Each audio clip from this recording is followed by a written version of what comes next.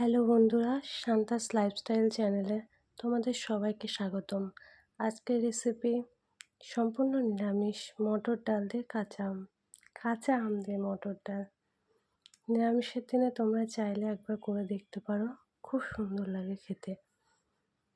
দেখো, এই জন্য আমি একটু মটর ডাল ভিজিয়ে রেখেছি আর একটু জল গরম বসিয়েছি। কাঁচা আম কেটে রেখেছি, লঙ্কা।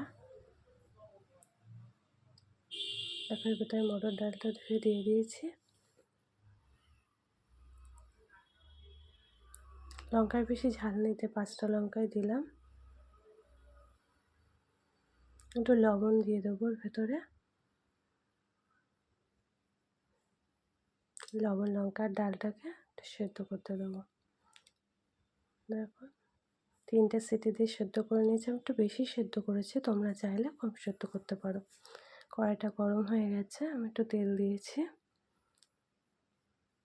এতে কাঁচা আমগুলো ভেজে নেবো। প্রথমে সর্ষে ফোড়ন দেবো, শুকনো লঙ্কা আর কালো সর্ষে ফোড়ন দিয়েছি। তো নাড়াচাড়া করে আমগুলো দিয়ে দেবো।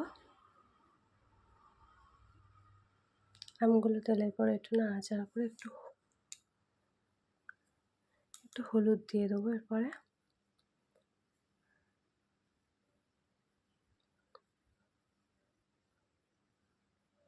হলুদটা একটু তেলের পরে দিলে রঙটা ভালো হয়। আপনারা চাইলে পরেও দিতে পারবেন। একটু নাড়াচাড়া করে ডালটা, দেখো একটু ঘন ছিল তাই একটু জল দিয়ে পাতলা করে নিয়েছি। পাতলা করে নিয়ে ডালটা জল আমের ভেতরে দিয়ে দেবো। ডালটা এখন ঘন লাগছে, কিন্তু পাতলা করবো। টক ডাল সবাই একটু পাতলাই খেতে ভালোবাসে, এই জন্য একটু নাড়াচাড়া দেবো। একটু ফুটে উঠলে আবার একটু জল দিয়ে দেবো। এই যে একটু ফুটে উঠেছে, এদিকে আমি গরম জল বসিয়েছি।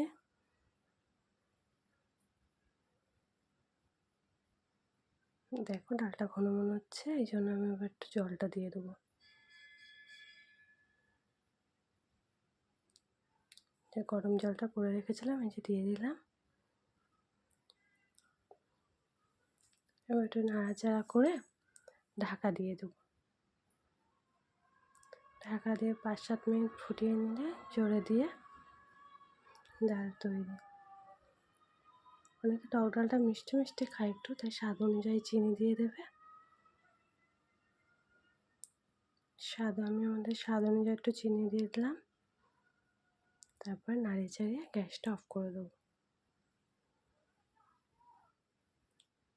দেখো, আমাদের টক ডাল রেডি। এবার আমি একটা পাত্রে ঢেলে নেব।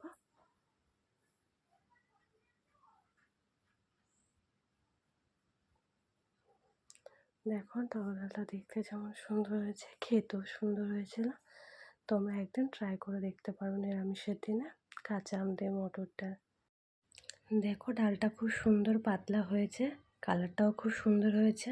ভিডিওটা তোমাদের ভালো লাগলে লাইক, কমেন্ট আর সাবস্ক্রাইব করে দিও প্লিজ। টাটা।